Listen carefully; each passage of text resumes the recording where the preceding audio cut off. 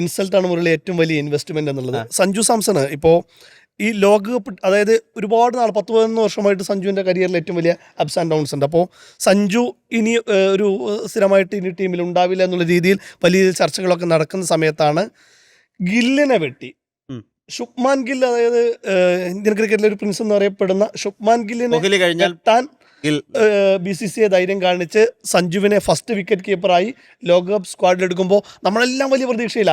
ഇനി സഞ്ജുവിൻ്റെ കാലമാണെന്നുള്ളത് നമ്മൾ വലിയ രീതിയിൽ പ്രതീക്ഷിക്കുന്നു. പിന്നീട് വരാൻ പോകുന്നത് ന്യൂസിലൻഡിനെതിരായ 5 T20 മത്സരങ്ങൾ. അതിലെ അവസാന മത്സരം ലോകകപ്പിന് തൊട്ടു മുമ്പുള്ള മത്സരം നടക്കുന്നത് സഞ്ജുവിൻ്റെ തിരുവനന്തപുരത്ത്.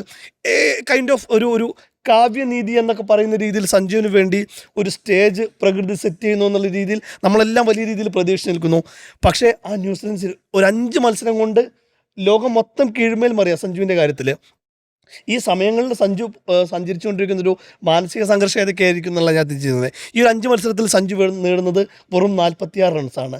സ്വന്തം ഗ്രൗണ്ടിൽ, സ്വന്തം കാണികൾക്ക് മുന്നിൽ. എനിക്ക് തോന്നുന്നു ആ തിരുവനന്തപുരത്ത് അന്ന് മാച്ച് റിപ്പോർട്ട് ചെയ്യാൻ പോയിട്ടുണ്ടായിരുന്നു. അവിടെ 2 കട്ടൗട്ടേ ഉണ്ടായിരുന്നുള്ളൂ. ഒന്ന് സഞ്ജുവിൻ്റെയും ഒന്ന് ധോണിയുടെയും. നിലവിൽ ഇന്ത്യൻ ടീം കളിക്കുന്ന വേറെ ആരുടെയും മുൻ ഇതിഹാസങ്ങളിൽ ഉൾപ്പെടെ വേറെ ആരുമില്ല, സഞ്ജുവിൻ്റെയും ധോണിയുടെയും. ഇപ്പോൾ സഞ്ജു സ്വന്തം കാണികൾക്കും വലിയ ആവേശത്തോടെ നിൽക്കുന്നു. പക്ഷേ ആ മത്സരത്തിൽ സഞ്ജു നിരാശപ്പെടുത്തിയെന്നും മാത്രമല്ല, കഴിഞ്ഞ 4 മത്സരത്തിലും സഞ്ജു ആയിരുന്നു വിക്കറ്റ് കീപ്പ് ചെയ്തത്. ന്യൂസിലൻഡിനെതിരായ കാര്യവട്ടത്തെ മത്സരത്തിൽ ഇഷാൻ കിഷനെ വിക്കറ്റ് കീപ്പ് ചെയ്തു. അതൊരു സൂചനയാണ്. ലോകകപ്പിൽ സഞ്ജു നിങ്ങൾ ഇല്ല എന്ന് പറയുന്ന ഒരു മൊമെൻറ്റിലാണ് അത് അവസാനിപ്പിക്കുന്നത്.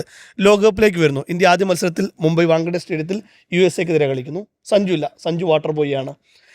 പിന്നീട് അഭിഷേക് ശർമ്മയ്ക്ക് പരിക്ക് പറ്റുമ്പോൾ മാത്രം സഞ്ജു നമീബിയക്കെതിരെ വരുന്നു. അതിൽ 8 പന്തിൽ 22 റൺസ് എടുക്കുന്നു.